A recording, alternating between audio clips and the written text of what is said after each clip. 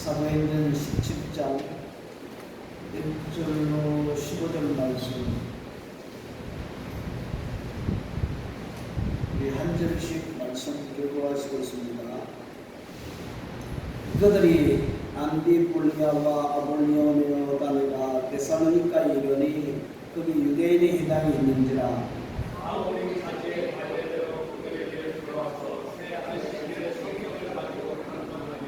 뜻을 풀어 그리스도가 해를 받고 죽은 자 가운데서 다시 살아나야 할 것을 전하고 이르되 내가 너희에게 전하는 이 예수가 곧 그리스도라 하니.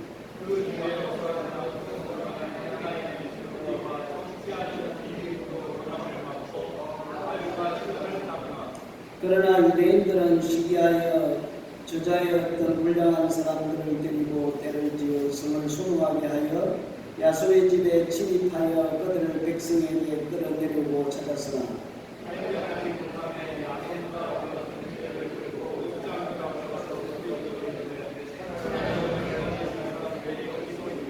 야손이 그들을 맞아들였도다. 이 사람들이 다 가이사의 명을 거역하여 말하되 다른 임금 곧 예수라는 이가 있다 하니이다 하니 야손과 그 나머지 사람들에게 보식금을 받아 놓아 줍니다.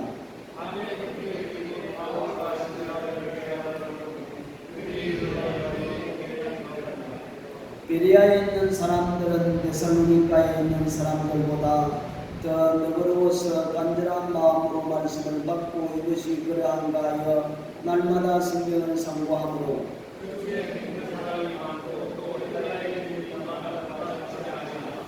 데살로니가에 있는 유대인들은 바울이 하나님의 말씀을 베레아에서도 전하는 줄을 알고 거기도 가서 무리를 움직여 수능하게 하거늘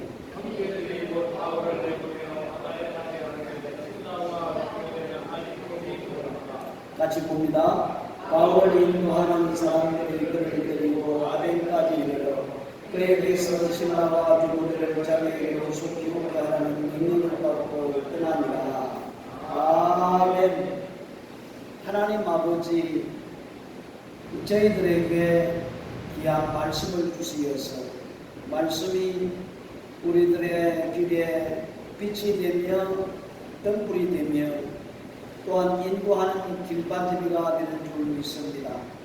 아버지, 오늘 이 시간도 주께서 저희들에게 말씀해 주시어서 이 말씀이 우리 심령에 잘 떨어지게 하시고 또한 우리가 삶을 통해 아름다운 열매를 맺어 하나님께 영광을 돌리는 저희들의 삶이 될 수 있도록 주여 인도해 주옵소서. 오늘 이 시간도 성령께서 온전히 주장해 주시리라 믿습니다. 예수님의 이름으로 기도드렸습니다. 아멘. 오늘은 이 사도 바울이 제2차 전도 여행을 다니면서 특별한 특징을 한번 살펴보기 이전에 우리 사도 바울과 그의 일행들이 2차 전도 여행을 어디에서 출발해서 어디에 마쳤는가 한번 지도를 보며 잠시 생각해 보기로 하겠습니다. 이 2차 전도 여행은 바나바와 함께 출발을 하려고 했는데 이 마가 요한 때문에 결국에 헤어져서 바울은 신라를 데리고 자기 고향인 다소를 거쳐서 어디를 갔나 하면 루스드라 더베를 갔습니다. 이 루스드라를 갔을 때에 누구를 만났습니까? 디모데를 만났습니다. 루스드라에서 디모데를 데리고 함께 이제 전도 여행을 출발합니다. 이 아시아의 복음을 전하려고 하는데 결국에 성령이 맞아서 유럽 쪽으로 드로아에 가서 막과 막세도니아에서 한 청년이 비전 속에 이곳에 와서 우리를 도우라는 비전을 받고 이제 유럽으로 건너가는데 이 빌립보에 들어갔습니다. 조금 후에 우리가 살펴보겠지만은 바울은 도시에 들어갔을 때 제일 처음 찾는 곳이 바로 유대인의 회당이었습니다. 그런데 빌립보는 유대인의 회당이 없음으로 말미암아 바울이 기도하기 위해서 기도 처소를 찾을 때에 강가에서 누구를 만났습니까? 루디아를 만났죠. 결국 루디아에게 복음을 전함으로 말미암아 복음을 받아들이고 가족들이 구원받은 사건이 16장에 기록되어 있죠.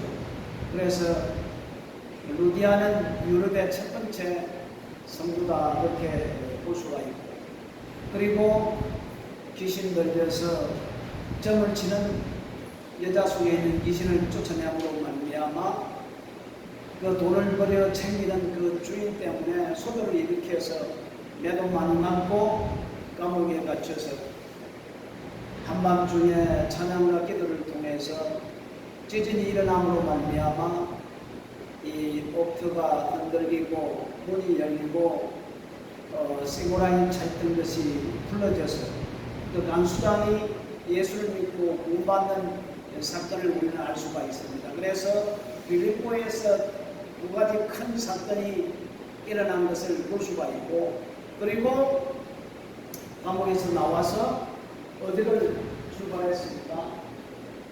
이 빌립보에서 이제 데살로니가로 왔습니다. 데살로니가에서 약 한 3주 동안 말씀을 가르치다가 또 핍박이 일어나니까 이제 바로 옆에 있는 동네 베레아로 왔습니다. 베레아는 이 말씀을 선포할 때에 사람들이 참 순수하고 데살로니가 사람보다 말씀을 참 잘 받아들였다. 말씀을 듣고 나서 이 말씀이 참인지 거짓인지 자기들이 스스로 공부를 했다라고 이렇게 말씀을 하고 있습니다.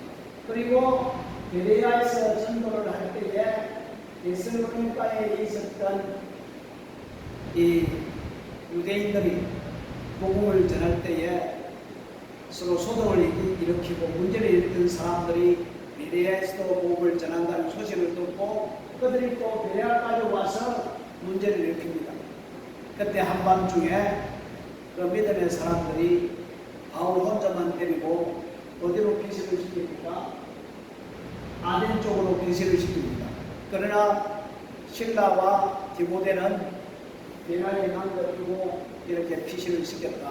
15절에 이렇게 말씀을 하고 있습니다. 우리가 지금 사도 바울의 2차 전도 여행을 이렇게 살펴보고 공부를 하는데 이 몇 가지 특징들이 나타나 있습니다.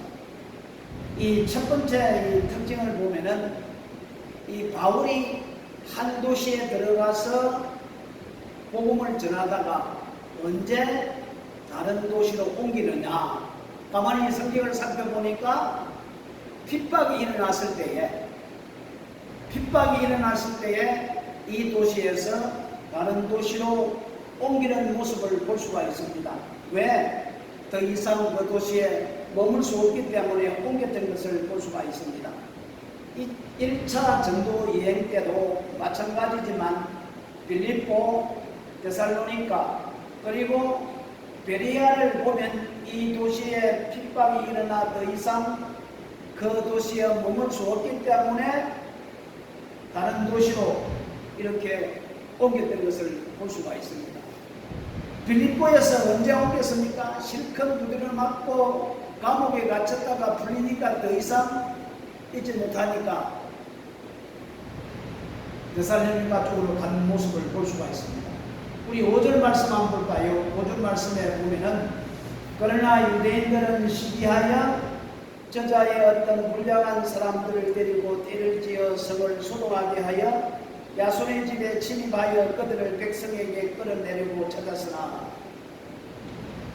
사도 바울이 빌립보에 있다가 이제 데살로니가로 와서 복음을 전했는데 참 놀랍게 성령의 역사를 통해서 많은 사람들이 유대인뿐만 아니라 헬라인도 기브인도 예수를 믿게 되었던 것을 볼 수가 있습니다. 그런데 복음이 전해지니까 많은 사람들이 예수를 믿으니까 또한 악한 마귀는 또 역사하는 것을 볼 수가 있어요. 핍박이 일어나니까 결국에 옆 동네인 베레아로 떠나게 됩니다. 그리고 베레아의 복음을 전합니다. 또 무슨 일이 생깁니까? 13절 말씀에 보면은 데살로니가에 있는 유대인들은 바울이 하나님의 말씀을 베레아에서도 전하는 줄 알고 거기도 가서 무리를 움직여 소동하게 하거늘. 자, 보십시오. 데살로니가에서 핍박을 했던 무리들이 또 어디까지 와서 베레아까지 찾아와서 또 무리를 일으킵니다. 참, 아니, 한번 생각해 보십시오. 자기가 예수를 안 믿으면 되는데, 아니, 바울이 예수를 믿어 복음을 전했을 때 그냥 안 믿고 그냥 신경 안 쓰면 되는데, 왜 핍박을 하고 왜 소동을 일으켜서 사람들을 못 살게 그런가 하는 것을 나중에 우리 한번 생각해 보겠습니다. 자, 그 도시에 복음을 전하다가 핍박이 일어난다. 이 핍박이 일어날 때에 이제는 바울과 그의 일행들이 다른 도시로 옮기라는 하나의 신호인 것을 볼 수가 있습니다. 어떤 도시에 들어가서 며칠간 복음을 전할 것인가 정하지 아니하고 복음을 전하다가 핍박이 일어났을 때에 이 도시에서 저 도시로 옮겼던 것을 볼 수가 있거든요. 그러니까 핍박이 하나의 옮기는 신호다, 이렇게 특징을 살펴볼 수가 있습니다. 두 번째 특징은 바울과 그의 일행들은 언제나 도시에 들어갈 때에 제일 처음 무엇을 찾았냐 하면은 유대인의 회당을 찾았다는 말씀입니다. 유대인의 회당을 찾았죠. 빌립보에서는 유대인의 회당이 없기 때문에 바울은 기도할 수 있는 기도의 처소를 찾다가 루디아를 만났던 것을 볼 수가 있습니다. 우리 17장 1절 말씀에 보면 거기 유대인의 회당이 있는지라, 10절 말씀에 보더라도 베레아에 가자마자 그곳을 찾은 곳은 어디입니까? 유대인의 회당이었습니다. 이렇게 볼 때에 바울이 전도한 유대인의 회당을 거점으로 해서 복음을 전했던 것을 볼 수가 있습니다. 바울과 그의 일행들이 어떤 도시에 들어가서 무작정 복음을 전하는 것이 아니라 그들이 친숙하고 이미 어릴 때부터 경험한 회당에 들어가서 복음을 전하는 모습을 우리는 볼 수가 있습니다. 이 방법이 1차, 2차, 3차 전도 여행에도 사용한 방법이었던 것을 볼 수가 있습니다. 왜 그렇습니까? 유대인은 같은 동족이고 또 회당은 사도 바울이 어릴 때부터 경험한 아주 친숙한 곳이기 때문에 복음을 전하기 위하여 쉽게 쉬운 접촉점을 찾아서 복음을 전하는 것을 볼 수가 있습니다. 우리도 복음을 전할 때에 멀리 있는 사람보다, 어려운 사람보다 아주 가까이 있는 사람, 쉬운 사람부터 복음을 전할 수 있는 그런 하나의 특징을 우리는 발견할 수가 있습니다. 그리고 세 번째 특징을 보면은 바울이 가는 곳곳마다 하나님께서 복음을 들을 수 있는 사람들을 준비해 두는 모습을 볼 수가 있습니다. 그렇습니다. 바울이 도시에 들어가서 무작정 길거리에 나와서 복음을 전하는 것이 아니라 가는 곳곳마다 복음을 받아들일 수 있는 사람들을 하나님께서 준비해 두셨다는 사실입니다. 그렇습니다. 우리 2절 말씀에 보면은 바울이 자기의 관례대로 그들에게로 들어가서 새 안식의 성경을 가지고 강론하여, 여기 보십시오. 바울이 자기의 관례대로, 이 말이 참 중요합니다. 바울이 도시를 돌면서 복음을 전할 때에 자기의 간섭이 있었다는 겁니다. 자기의 습관이 있었다는 겁니다. 어떻게 복음을 전하게 되었는가? 늘 도시를 찾을 때마다 첫 번째 행하는 행동이 기도를 했다는 말씀입니다. 기도를 하고 그리고 사람을 만나서 말씀을 강론했던 것을 볼 수가 있거든요. 그러니까 기도하고 성령의 도움을 받아서 말씀을 전파하니까 성령의 놀라운 역사가 일어나는 것을 볼 수가 있습니다. 그렇습니다. 우리가 빌립보에서 회당이 없음으로 말미암아 기도 처소를 찾다가 누구를 만났습니까? 하나님께서 예배해 주신 루디아를 만난 거예요. 그래서 바울은 갈래에 따라, 이 갈래라는 것은 기도하고 말씀을 선포하고 가르치고 그 갈래에 따랐다는 것을 말씀해 주고 있습니다. 그렇습니다. 그리고 네 번째 특징은 바울이 전도하는 지역 도시는 많은 시간이 걸리는 것이 아니라 매우 짧았다라고 이렇게 볼 수가 있습니다. 데살로니가에 몇 날 동안 있었습니까? 2절 말씀에 보니까 새 안식일 3주간 데살로니가에서 복음을 전하고 가르쳤다라고 이렇게 말씀을 할 수가 있습니다. 시간은 짧지만은 많은 영향력을 미쳤던 것을 볼 수가 있습니다. 참 어떤 사람은 10년, 20년 살아도 다른 사람에게 영향력을 미치지 못하고 다른 사람을 변화시키지 못하는데 어떤 사람들은 짧은 몇 개월 살아도 그 사람의 영향력 때문에 그 주위에 있는 많은 사람들이 변화되는 이런 모습을 볼 수가 있습니다. 그렇습니다. 짧은 시간을 할지라도 결정적인 것으로 사람에게 영향을 줄 수 있고 변화시킬 수 있다는 것을 우리들에게 잘 가르쳐주고 있습니다. 자, 그래서 짧은 기간 동안 바울이 어떤 방법으로 사람들에게 복음을 전했는가? 복음의 핵심이 3절 말씀에 보니까 뜻을 풀어 그리스도가 해를 받고 죽은 자 가운데서 다시 살아나야 할 것을 전하고 이르되 내가 너희에게 전하는 이 예수가 곧 그리스도라 하니. 자, 우리가 여기에서 쉽게 바울이 짧은 기간 동안 복음을 백성들에게 어떻게 쉽게 전했느냐 가만히 우리가 한번 생각해 보십시오. 예수님이 당신을 위해서 죽으셨습니다. 예수님이 당신을 위해서 부활하셨습니다. 십자가에 죽으시고 부활하신 그 예수님 바로 누구냐 하면은 구약에 약속하신 메시아이십니다. 메시아가 곧 그리스도라. 예수가 그리스도이십니다. 딱 두 가지의 핵심을 선포하는 것을 볼 수가 있습니다. 그렇지 않습니까? 예수님께서 당신의 죄와 당신의 생명을 주기 위해서, 구원하기 위해서 예수님께서 모든 허물과 죄악들을 짊어지시고 십자가에 죽으셨습니다. 예수님이 대신 죽으셨습니다. 그리고 죽음으로 끝나는 것이 아니라 죽은 자 가운데서 다시 예수님이 부활하셨습니다.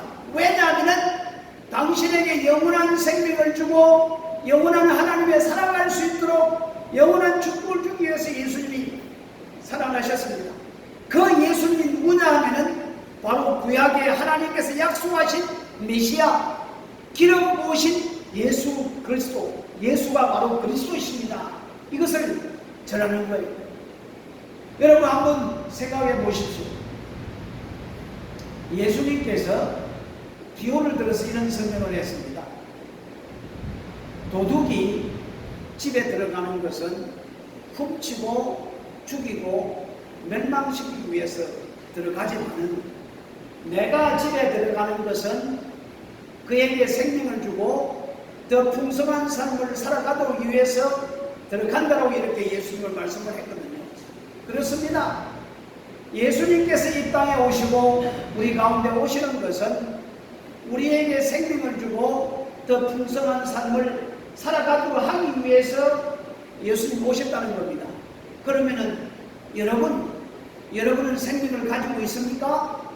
영원히 살 수 있는 생명을 가지고 있습니까? 그리고 여러분의 삶이 정말 삶 속에 풍성한 삶을 살아가고 있습니까? 살아가지 못하려면 예수님께서 이 땅에 오시고 우리에게 오신 것은 우리에게 참된 생명, 영원한 생명을 주시기 위해서, 그리고 풍성한 삶을 살아가도록 하기 위해서 이 땅에 오시고 우리에게 오셨습니다. 그분이 그리스도이십니다. 그분이 메시아이십니다. 그분이 구약에 약속하신, 하나님이 약속하신 메시아입니다. 단 두 가지의 복음의 핵심을 바울은 전했던 것을 볼 수가 있습니다. 그래서 이 복음을 듣고 두 종류의 사람이 나타났습니다. 우리 4절 말씀에 보니까 그 중에 어떤 사람 곧 경건한 헬라인의 큰 무리와 적지 않은 기부인도 권함을 받고 바울과 실라를 따르나, 자, 사도 바울의 복음의 핵심의 말씀을 듣고 예수를 믿는 사람이 있었다는 것입니다. 여러분, 바울이 지혜롭게 말을 잘해서 사람들이 예수를 믿게 되었습니까? 전혀 아닙니다. 언변이 좋아서 지혜롭게 아름답게 사람들이 알아들을 수도 말을 해서 구원받는 건 아니거든요. 여러분 한번 생각해 보십시오. 바울이 감옥에 갇혔을 때에 간수장이 자기를 죽으려고 했을 때에 바울이 나 도망 안 갔어, 죽지 말라고. 그랬더니 간수장이 뭐라고 물었습니까? 어떻게 하면 구원을 받습니까? 그랬더니 너와 주 예수를 믿어. 그러면 너와 너 집이 구원을 받을 거야. 아주 간단한 한 핵심입니다. 바울이 말을 잘했어요. 바울이 아주 아름다운 말을 해서 구원받는 게 아니에요. 결국에 구원을 일으키는 분은 바로 성령님인 것을 볼 수가 있거든요. 사람이 아무리 아름다운 말을 할지라도 성령께서 역사하지 아니하면 구원이 일어나지 않는다는 말씀입니다. 내가 복음을 전했는데 사람이 안 받아들여. 아하, 내가 혹시 말을 실수했는가? 혹시 내가 말을 잘못했는가? 아니에요. 잘못하면 아닙니다. 복음은 단순하게 예수님의 십자가와 예수님의 부활을 전하면은 성령께서 사람의 마음을 감동시켜서 구원을 시키고 구원을 안 시키지 우리의 문제가 아니라는 겁니다. 그래서 바울이 복음을 전했을 때에 많은 사람들이 예수를 믿게 되었던 것을 볼 수가 있습니다.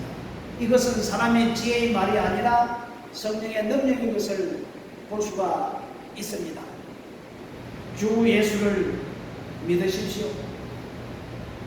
주 예수를 믿으십시오 했을 때에 어떤 사람들은 그 말을 받아들이는 사람이 있는 동시에 저 사람 미쳤네, 정신 나갔네, 얼마든지 그렇게 사람들이 반응을 보일 수 있다는 것입니다.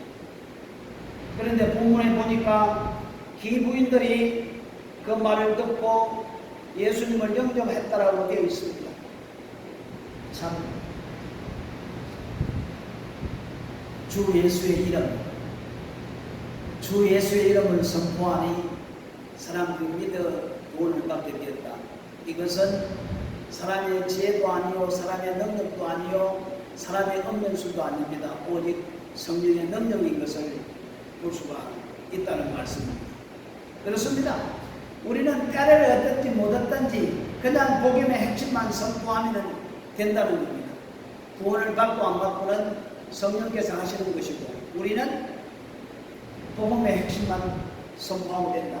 그런데 또 다른 보인 것을 볼 수가 있습니다. 5절과 6절 말씀에 보면은 그러나 유대인들은 시기하여 저자의 어떤 부자란 사람들을 데리고 때를 지어 성을 소동하게 하여 야손의 집에 침입하여 그들을 백성에게 끌어내려고 찾았으나 발견하지 못하며 야손과 및 형제들을 끌고 업장들 앞에 가서 소리질러 이르되 천하를 어지럽게 하던 이 사람들이 여기도 이러네. 참 예수님에 대해서 반항하는 사람들입니다. 그런데 복음을 전한다고 그냥 자기들만 예수 안 믿으면 되는데 왜 사람들을 선동해가지고 복음을 전하는 사람을 못살게 구고 핍박을 하고 어려움을 항해합니까? 여러분 한번 생각해 보십시오. 아니 복음을 전한다고 해서 자기 복음을 안 받아들여도 되는데 굳이 사람을 선동시켜서 복음을 전하는 사람들을 핍박하고 어렵게 만들고 몽둥이로 때리고 돌로 치고 왜 그럴까요? 이것은 눈에 보이는 어떤 힘이 아니라 눈에 보이지 않는 이것은 영적인 문제라는 말씀입니다. 영적인 문제. 영적인 문제거든요. 영적인 문제. 우리 지난 시간에 이 악한 이 마귀가 어떻게 사람들을 공격하는가. 처음에는 미혹하고 유혹하고 달랬다가 그러지 않냐면은 이제는 폭력을 써서 공격하는 모습을 볼 수가 있습니다. 보십시오. 자기들 그냥 예수 안 믿으면 되는데 아니 예수 믿는 사람 보고 아니 기분 상했다고 사람들 선동해가지고 폭력을 행하는 이 모습을 볼 때에 이 꼭 사탄이 하는 짓입니다. 왜냐하면은 사탄이 하는 짓이 어딥니까? 처음에 사람들을 선동해서 선동을 합니다. 선동을 해가지고 그 다음에 사람의 마음을 모읍니다. 마음을 모으면 그 다음에 뭐합니까? 불법을 행하는 거예요. 폭행을 행하는 거예요. 그리고 사람을 죽이는 거예요. 안 그러면 감옥에 쳐넣는 거예요. 여러분 우리나라 지금 하는 모습을 보십시오. 어떤 사건에 연루되면은 뭐 검찰의 조사를 받으면은 사람들이 잘 죽어가요. 이상하게 요새 보니까 그 손혜원 전 국회의원 남동생이 손현신인데 엊그제 필리핀 앙겔레스에서 그 자살해 죽었다고 이렇게 발표를 했는데 정말 이 사람이 자살해 죽었는지 아니면은 무기에 의해서 죽었는지 자기 누님을 고발했지요. 불법을 해야 한다고. 왜 동생과 누나가 이렇게 싸움이 있는지 알 수가 없지만은 아무튼 그분이 며칠 전에 11월 4일 날 맞아요. 12월 4일이죠. 12월 4일 날 앙겔레스에서 호텔에서 죽었다고 해요. 그리고 또 뭡니까? 이낙연 씨 그 옵티머스에 관련된 또 한 사람이 검찰에 불려가서 조사를 받고 나서 저녁에 와서 다시 조사받겠다고 했는데 그 다음날 또 시체로 발견되었습니다.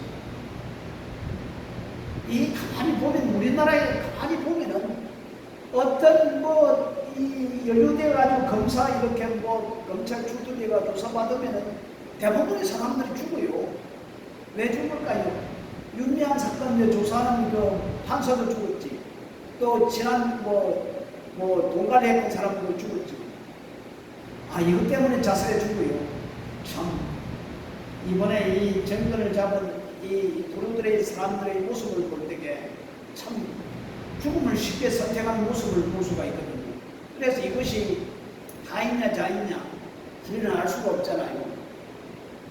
얼마든지 다이에 죽임을 당할 수도 있고 왜냐하면 그 뿌리가 드러날까 참 이런 심각한 문제들이 일어나고 있다는 것을 볼 수가 있습니다. 그래서 우리 6절 말씀에 보면은 천하를 어지럽게 하는 사람들이다. 복음을 전하는 사람을 향하여서 뭐라고 합니까? 천하를 어지럽게 하는 사람들이. 아니 바울의 일행을 이렇게 누명을 씌웁니다. 참, 우리나라 보십시오. 가만히 보면은 무명을 참 씌워요. 여러분 한번 지금 일어나고 있는 사건을 보십시오. 응? 이 법무장관하고 검찰총장하고 그 사이에서 보면은 아니 꼭 이 바울의 인행을 누명을 씌우고 있습니다. 누명을 씌워가지고 어떻게 하면 잘라낼까 하는 그런 일들을 행하는 모습을 볼 수가 있습니다. 7절에도 보니까 예수님의 문제를 가이사의 문제와 연결시킵니다. 아니 예수님하고 가이사하고 무슨 상관이 있습니까? 그러나 이 사람들은 다른 임금 곧 예수라고 하는 이가 있다 하더이다. 보십시오. 꼭 정치적인 것을 대입을 시켜가지고 문제를 일으키는 것을 볼 수가 있거든요. 참 예수의 문제를 정치적인 문제로 끌고 들어가는 것입니다. 이렇게 사람들이 예수를 로마의 함께 대항하는 인물로 바꾸어 거짓을 주장하고 가지고 바울의 인행을 고발하는 것을 볼 수가 있습니다. 이러한 이유로 바울은 데살로니가에서 더 이상 복음을 전하지 못하고 그 옆동네 베리아로 이렇게 옮깁니다. 그래서 10절부터 말씀해 보면은 베리아에서 복음을 전했는데 베리아 사람들이 더 데살로니가 사람들보다 더 신사적이었다. 신사적이었다는 말은 말씀을 잘 받아들였고 또 말씀을 듣고 나서 그 말씀이 참인지 거짓인지 알기 위해서 자기들 스스로 공부를 했다는 말씀입니다. 여러분은 어떻습니까? 목사가 설교를 하면 저 말씀이 참인지 거짓인지 알기 위해서 여러분 스스로 공부합니까? 베레아 사람들은 사도 바울의 말씀을 듣고 나서 그 말씀이 참인지 거짓인지 스스로 공부했다라고 말하고 있습니다. 그래서 사도행전은 베레아 사람들은 데살로니가 사람들보다 더 신사적이었다라고 이렇게 성경은 말하고 있습니다. 그래서 많은 기부인들 그리고 유대인들 뿐만 아니라 많은 헬라인 남자들도 여자들도 예수를 베레아에서 믿었다라고 이렇게 말씀을 하고 있습니다. 그런데 보십시오. 바울이 베레아에 와서 복음을 전하는데 또 데살로니가의 그 핍박하던 사람들이 그 소식을 듣고 또 베레아까지 와서 핍박을 하기 시작을 합니다. 참 우리 13절 14절 말씀에 보면은 복음을 전하려고 하는 사람에게 예전이나 지금이나 이런 일은 똑같이 일어나고 있는 것입니다. 여러분 복음을 전한다고 환영하는 데가 있습니까? 복음을 전한다고 환영하는 데는 없습니다. 그래요. 환영하는 데는 없습니다. 그렇지만은 우리는 복음을 전해야 됩니다. 왜 그렇습니까? 예수가 아니고서는 구원받을 길이 없기 때문에 예수님께서 말씀했지 않습니까? 나는 길이요 진리요 생명이니 나로 말미암지 않고는 아버지께로 올 자가 없느니라. 오직 구원의 길은 예수 그리스도밖에 없기 때문에 저들이 핍박한다 할지라도 저들이 욕을 한다 할지라도 설령 복음을 전하는데 한하지 않는다 할지라도 우리는 예수 그리스도를 전할 수밖에 없는 실정에 있다는 겁니다. 왜? 구원의 길은 오직 예수 그리스도밖에 없기 때문에 그렇다는 겁니다. 그래서 15절 말씀에 보니까 이 핍박한들이 찾아와서 난독을 부리니까 또 베레아 성도들이 급하게 이 바울만 데리고 어디로 옮겼습니까? 아덴으로 이렇게 배를 타고 아덴으로 이렇게 급하게 피신을 했습니다. 나중에 다시 보자고 하면서 상황이 급했습니다. 그것이 바로 2차 전도 여행입니다. 이렇게 해서 복음은 세계로 전해졌던 것을 볼 수가 있습니다. 여러분, 사도 바울과 그의 일행들이 복음을 전함으로 말미암아 핍박을 받으면 또 이 동네에 전하다가 저 동네 가고 또 핍박을 받으면 이 동네에서 저 동네로 가고 계속 도시마다 돌 때 핍박이 일어났거든요. 여러분, 희생이 없으면은 복음의 역사가 일어나지 않는다는 말씀입니다. 대가를 치러야 된다는 것을 말씀해 주고 있죠. 바울과 그의 일행들의 희생이 있기 때문에, 수고가 있기 때문에, 헌신이 있기 때문에 복음이 세계에 전파되었던 것을 볼 수가 있습니다. 그렇습니다. 우리 교회가 부흥되는 것, 사람들이 예수를 믿는 것, 그냥 믿는 건 아닙니다. 우리가 희생하지 아니하면, 우리가 수고하지 아니하면, 우리가 시간을 투자하지 아니하면, 우리가 물질을 투자하지 아니하면 아무것도 일어나지 않습니다. 왜 핍박이 일어납니까? 왜 핍박이 일어나지요? 그것은 당연한 것입니다. 왜냐하면 악한 영이 그냥 있지 않는다는 말씀입니다. 기도하는 곳에는 악한 영의 역사가 있기 마련입니다. 왜? 성령의 역사가 강하니까 어떻게 하면 그것을 막으려고 악한 영의 역사를 한다는 말씀입니다. 그래서 은혜가 많은 곳에 죄도 많다는 말이 있지 않습니까? 그렇습니다. 이건 영적인 문제이기 때문에 그렇다는 겁니다. 우리의 희생을 통해서, 우리의 헌신을 통해서 죽어가는 사람들이 생명을 얻을 수 있다는 사실을 우리는 기억을 해야 합니다. 그렇습니다.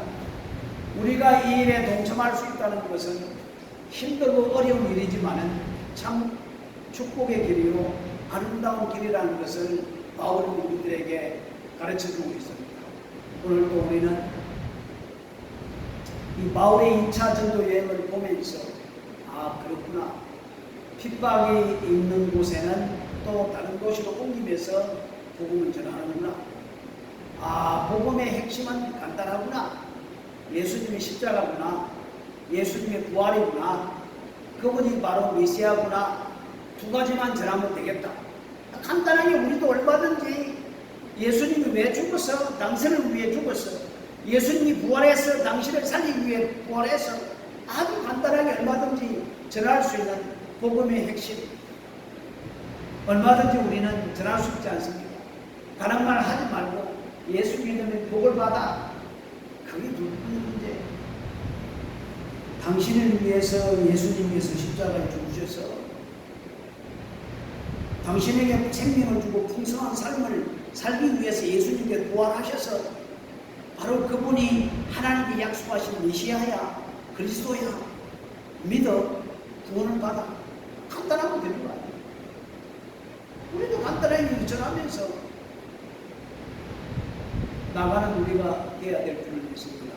오늘은 이 복음들은 특징에 대해서 몇 가지 한번 살펴보았습니다.